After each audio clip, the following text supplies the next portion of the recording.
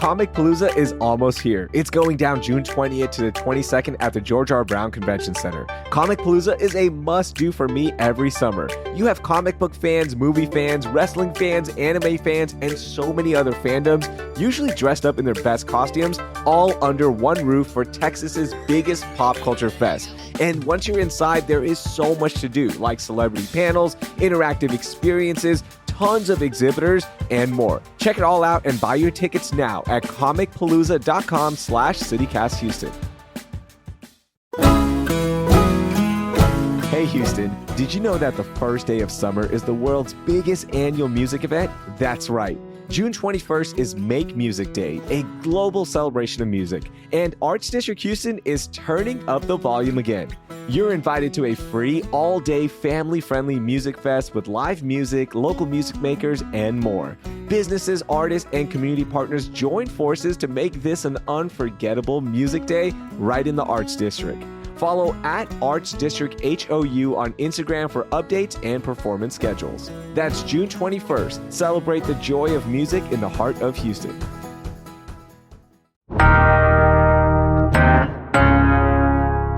Today on CityCast Houston, are Houston roads about to get safer? Plus, what we learned from the No Kings March. I'm breaking down those stories and more with Cron.com's Faith Bugenhagen. It's Tuesday, June 17th. I'm Raheel Ramzanali, and here's what Houston's talking about. Faith, over 15,000 Houstonians marched down the streets of downtown in protest of President Donald Trump and his administration.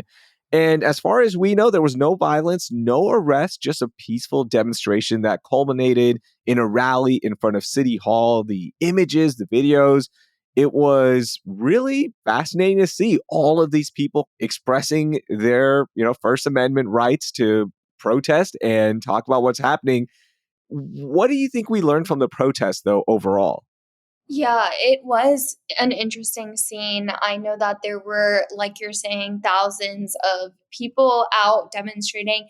And I think the main takeaway from this protest, as well as others that were in surrounding Houston area and across the country, is just the level to which there is opposition to the Trump administration and his recent actions, whether that's regarding immigration or what those against his administration say are authoritarian-like moves. And I think that's the main takeaway that has come from these protests, is just the amount of opposition to what is going on at the national level. Yeah, and that opposition is going to be interesting to watch here in the upcoming year or so, right? Like when midterm elections are up and people have to get out to the polling locations and vote, like will this, energy still be there, right?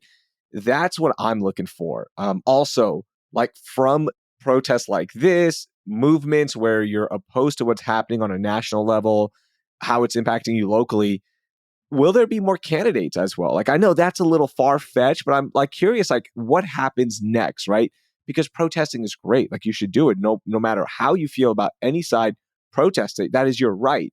But then what else are we going to do? And that's what I'm curious to watch. I saw, as you mentioned, there were protests everywhere. Sugarland, which is closest to me, I saw, people there at Town Square protesting. Conroe had one. Cypress had one.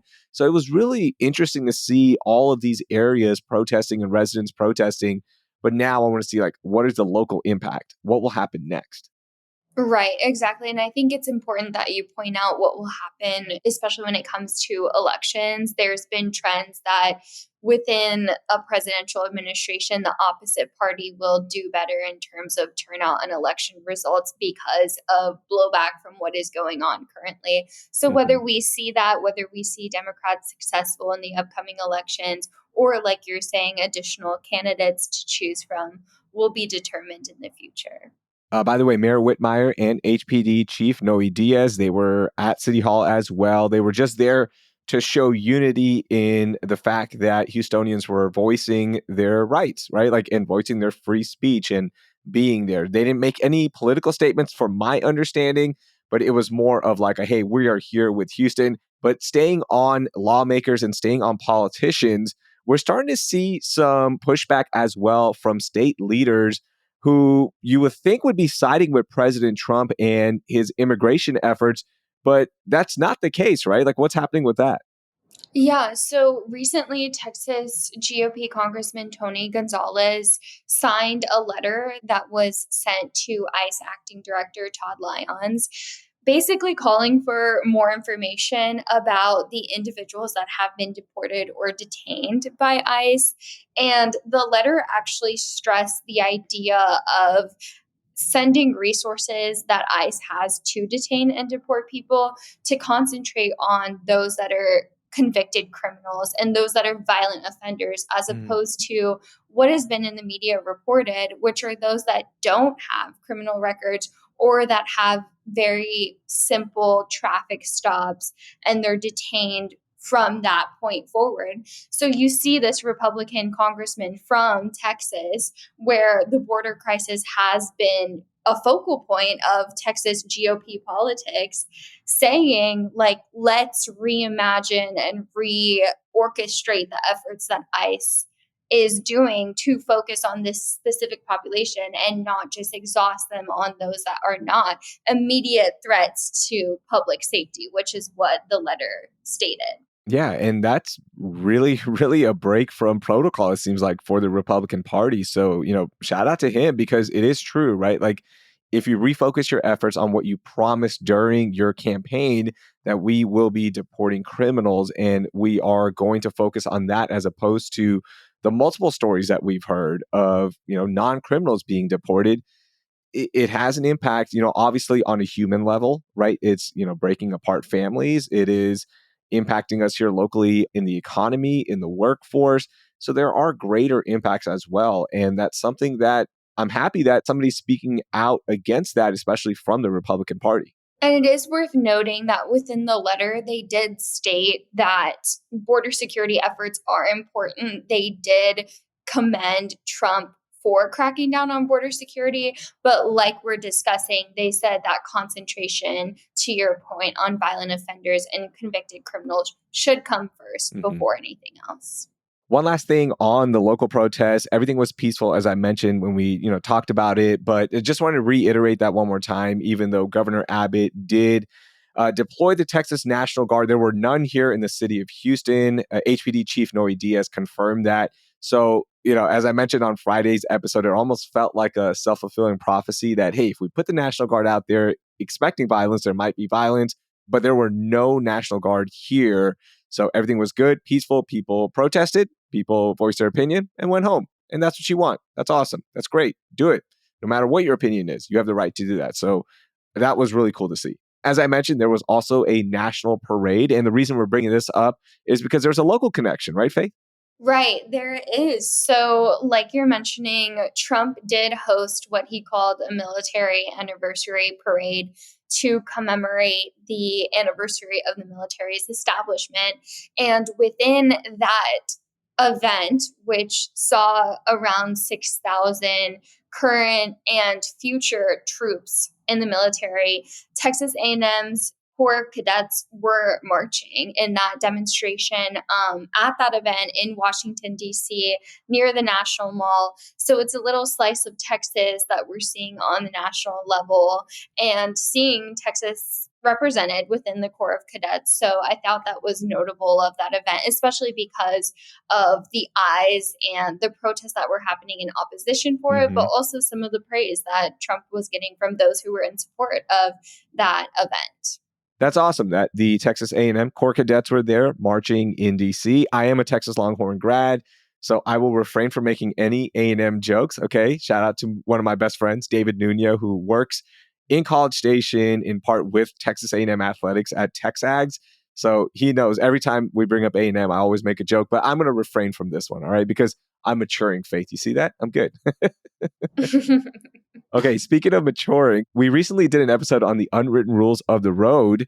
And one of the most suggested rules, by the way, from CityCast Houston listeners was don't honk at anybody on Houston roads because of road rage. And I feel the same way as well. And guess what? I'm going to be maturing a little bit. I'm also not going to be speeding as much because Mayor Whitmire and HPD Chief Noe Diaz announced a new initiative where they are going to be cracking down on irresponsible drivers, as they call them, to prevent speeding, prevent road rage. And this is going to be on 45 and 59 when the freeways go through the city of Houston. There's going to be more HPD cops on those freeways. They've already issued 300 citations against drivers to make the roads safer. This is great. Like, this is what we've been asking for. Faith, my big question is, why didn't they do this sooner? Yeah, I can't answer that, but what I can say is I do think it is great, to make Houston roads safer. As you noted, there are so many components to dangers on the road, whether that's human inflicted by road rage or, motor vehicle inflicted just because of, we're transporting ourselves in these huge vehicles. But I think that it is good that Whitmire's administration is concentrating on this and wanting to make the roads safer because Houston roads are dangerous. We all know that. Being a Houston resident, we encounter that on a day-to-day level. And so I think anything that could curb all the dangers as much as possible is always going to be positive. Yeah. Do you feel safe driving on those freeways or just any roads in Houston? No, absolutely not. Also, fun fact about me is when I first got my driver's license, I did not drive on highways to the point, and I will admit this on the podcast, that I called 911 the first time I tried to get onto the highway because I didn't know how to take an exit. And the cop laughed so hard at me. So hard. And it was embarrassing. Faith, how'd you get your license then? Don't you have to do the driver's test to get on the freeway? Yes. And I was able to do it, but I think I always leaned on the comfort of like having, a chaperone when I had my permit and then the test official driving with me. But the first time I did it solo, I was literally escorted off the highway and nobody lets me live it down. And I'll admit it publicly. It's okay. Oh my gosh, you and I are the total opposite. Like when I was a teenager and I could finally drive on the freeway, your boy was going fast. And I've mentioned this on the podcast. I go 80 on the freeways, but look, I'm slowing down now. Like I am not trying to catch a ticket. And frankly, a part of the reason why I was going so fast is because I know there's no cops. Like you never see cops on 59 or 45 and you can just haul. And now guess what? I'm going to be going a little bit slower. But at the same time, I hope the cops are giving citations to drivers in the left lane who are going like 15 below, because that is as dangerous, in my opinion, as somebody who's going fast. Like you cannot be slowing down the left lane. It is so dangerous. So I want to see more of this. This is good. And hopefully we can make the Houston roads a little bit safer. And if you want to hear that episode on unwritten rules of the Houston road that we did, you can listen to it with the link in the show notes.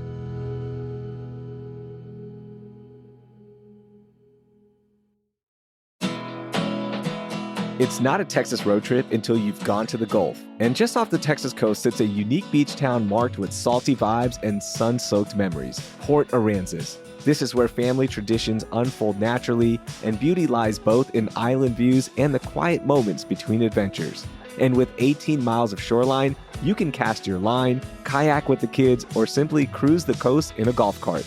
Port Aransas is where multiple generations can get together under one roof to share slow mornings in front of the beach and cool evenings with the Gulf breeze. It's time to sit back, bury your feet in the sand, and let Port Aransas anchor your new family traditions. Go to visitportaransas.com and plan your visit to Houston's beach. This episode is sponsored by Babbel. Have you ever picked a vacation spot based on where you won't need a phrase book?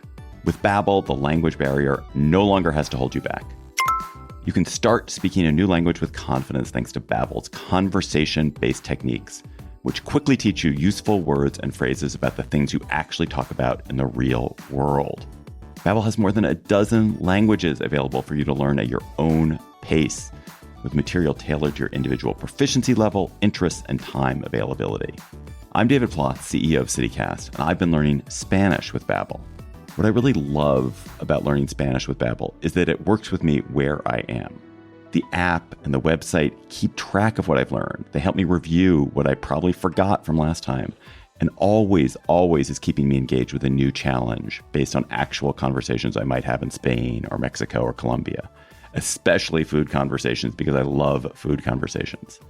So get talking with Babbel. I want you to learn another language, so I'm teaming up with Babbel to give you 55% off subscriptions, but only for CityCast listeners at babbel.com/CityCast. Get up to 55% off at babbel.com/CityCast, spelled BABBEL.com/CityCast. Babbel.com/CityCast. Rules and restrictions may apply.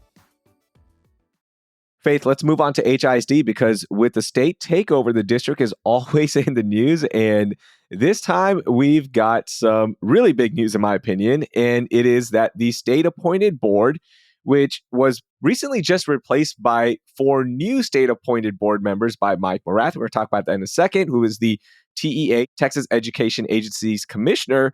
Well, they just approved a new budget and gave Superintendent Mike Miles, who was, again, put in charge by TEA Commissioner Mike Morath, a new contract. And get this contract is for another 5 years. Plus, he gets an $82,000 raise, bringing his total annual salary to almost $500,000 a year.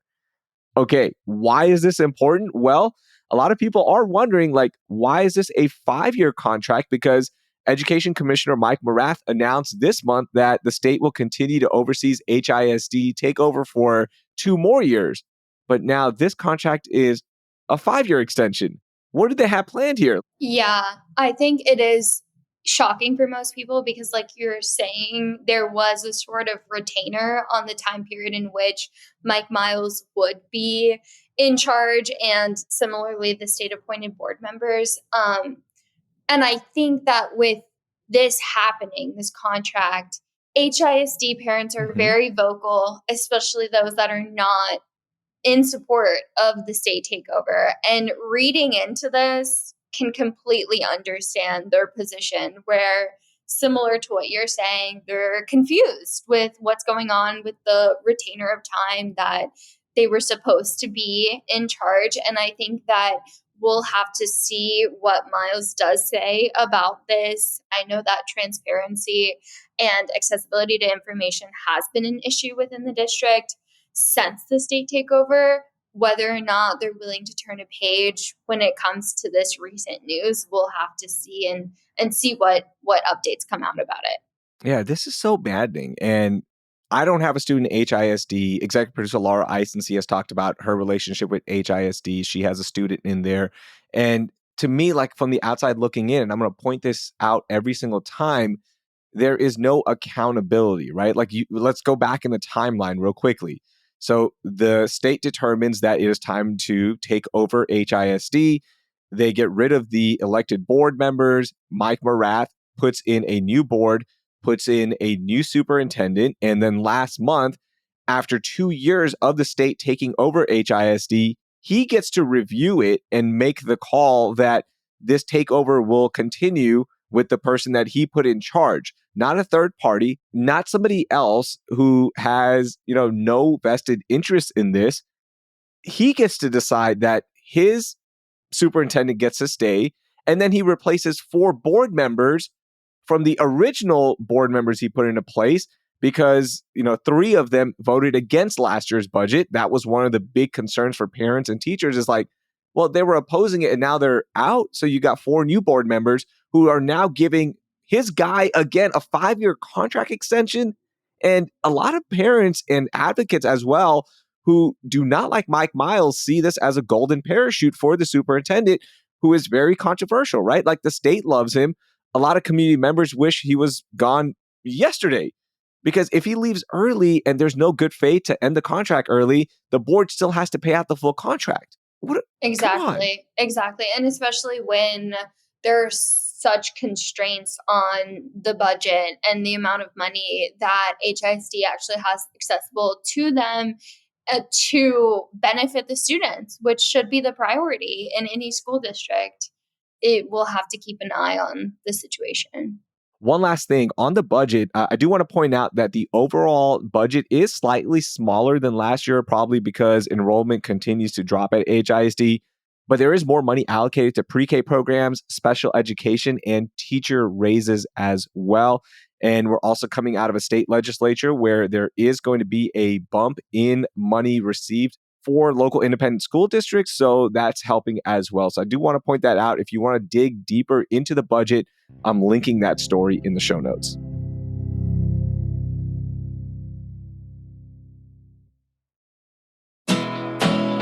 Looking for a getaway that's equal parts relaxation and adventure? Then it's time to choose your chill at Margaritaville Lake Resort, Lake Conroe, Houston.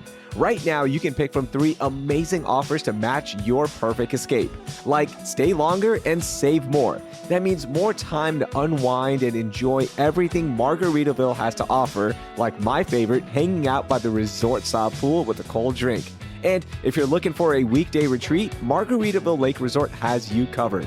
Book a weekday stay and score a $50 credit to use on spa treatments, dining, and more at the resort. And for our everyday heroes like nurses, teachers, first responders, and military personnel, you can relax lakeside with a special $99 heroes rate. No matter how you chill, there's a deal with your name on it. And it's all just an easy 1-hour drive north of Houston. So what are you waiting for? Head to Margaritaville Resort, LakeConroe.com and choose your chill today. Imagine this. The best pasta sauce you have ever tasted sits abandoned on a plate. Wasted sauce.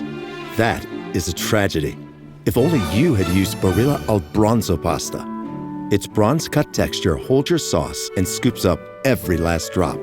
The Italians call that scarpetta. Capture sauce the Italian way. Barilla al Bronzo. Click or tap the banner to find out more. Faith, it's Tuesday, so we are going to end with Only in H-Town, stories that are so uniquely Houston that we have to talk about them. These can be funny stories, heartwarming stories, whatever it is. You know the drill. What is your Only in H-Town? Yeah, so only in H-Town do we have the second best mall. Whether people will agree, that's to be determined. But the Galleria was ranked the second best mall by the retail management solution provider Priority Software. What? Hold on. The Galleria, the same one that just had 3 shooting incidents in 3 weeks, that mall was ranked the second best mall in the nation or in our area? Nope, in our nation. What? Mm-hmm. Hold on. Do you agree with this? I mean, I think you and I, obviously being plugged into news and media, have seen the incidents. And I know personal people that in my life that have been robbed as well at the Galleria. So I don't know if I agree with it in terms of the incidents that have arisen from the Galleria. However, I do think it is a nice space. There are a lot of retail stores. It's kind of a gathering area, like similar to so much in Houston. We residents have a love-hate relationship with it. We have a love-hate relationship with the weather, the roads. This is a hate-hate relationship because Fox 26 actually posted this story yesterday on Instagram. They put the Galleria named second best mall in U.S. Do you agree? All right, let's go through some of the comments because I think this is a full-on hate-hate relationship at this point. Ronnie Killen of Killen's Barbecue fame, he said, yeah, to get robbed at gunpoint, maybe. Big Angry Law, Charles Adams, who is on Fox 26, he said, second best place to get followed home and robbed, ? Miss Diana Caroline says, best mall to get robbed in or to get in a fight, maybe. The comments continue on and on. I don't think Houstonians like the Galleria anymore, unfortunately, because I used to go there all the time. And I worked at ESPN Houston. We were literally a 2-minute walk away from the Galleria. So during the weekday, I would go over there and just walk around during lunch, get my shopping in, get something to eat.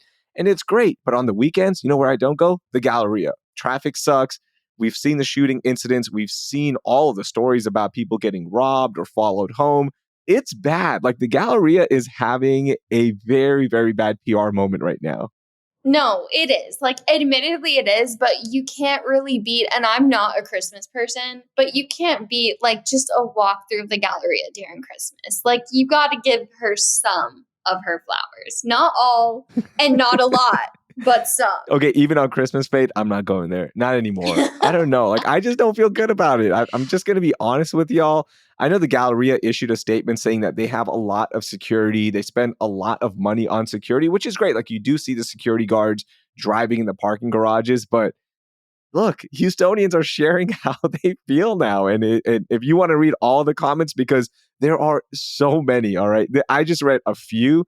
I could scroll all day and we could just do a whole episode on this. But man, come on, Galleria. You got to clean this up. But congratulations on being the second best mall in America. Good for you. Good for you. Okay, Faith, I'm going to go to my only in H-Town. And this is about the Houston Housing Authority. There has been a lot of drama already this year with HHA. Their CEO resigned after months of controversy, and now they're back in the news. So Houston Housing Authority was suing a lady over her housing benefits, and the law firm that they use, they outsource some of this work. This law firm is called Fulton Law. They submitted a brief to the judge that had fake quotes in it. And the Houston Chronicle investigated this, and they found that there's probably like a 73% chance that this law firm that is getting work sourced from HHA probably used AI in this brief. How crazy is that? 11 out of the 13 citations were found to be fake, just made up. Yeah, that is frustrating. I can imagine for those that are involved in that litigation. AI, don't even get me started, but this is one of the downfalls of it. And I think for a law firm to do this when it's being used for work on the city level, especially like you're saying, after how much that department has come under scrutiny and criticism, it's just disappointing. And it's like, that's your job, do your job. There's nothing left to be said about it. Yeah, and you're getting paid by the city at a rate of $280 an hour. Like, the least you could do is maybe review that document before submitting it. So the Houston Chronicle did reach out to Fulton Law to get a comment. And basically, the person who commented from the law firm said that, because it was something we had to submit really fast, we didn't do a review of the document. Yo, come on, man. Come on. That's almost similar to saying we used AI, but we didn't change enough because we were in a rush. So we got caught. Or like, we used AI and we just thought AI was going to get the job done. We just thought this one's going to be good enough. Why review it? Come on, it's AI. Everybody's using it. That is crazy to me. And yeah, that, it's like, this is determining the future for somebody as well, right? Because this is a lawsuit at the end of the day. So just come on, let's clean this up, y'all. Because only in H-Town can the Houston Housing Authority use a law firm that submitted 11 fake citations. Come on, let's clean this up. By the way, it is a short week, and if you want to celebrate Juneteenth this week, there are so many events happening, not only here locally in the city, but of course in Galveston, the birthplace of Juneteenth. We have so many events that you can check out. Go to our website, houston.citycast.fm, or of course, subscribe to our daily newsletter written by the very talented Brooke Lewis. She's always putting in some great events, and she had so many cool stories already on Juneteenth, why it's important, where to celebrate, all that good stuff. So please check that out. Faith, have a great week. Thank you so much for joining me, and can't wait to have you back on. Thank you, Raheel. You too. That was Chron.com's trending news reporter, Faith Bugenhagen. I've dropped links to every story we talked about in the show notes. So I want to hear from you. Do you think the Galleria is unsafe? Leave me a voicemail by calling 713-489-6972, and you could hear it on a future episode. If you enjoyed today's conversation, please share it with 3 of your friends who, like me, tend to speed on 59 or 45 so they can avoid getting a ticket and start making the freeway safer. You can also leave us a rating and review on any podcast app, so please do that right now. And of course, subscribe to CityCast Houston if you haven't already so you can get new episodes every weekday morning. Thanks. That will do it for today. I'm Raheel Ramzanali. Thank you for listening, and please stay out of the left lane if you're going below the speed limit. Yes, it does bug me that much. Please do it.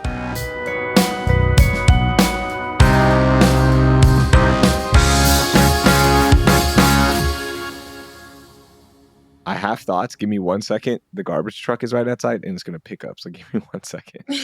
Shout out to the garbage man because it is wet outside. It's nasty.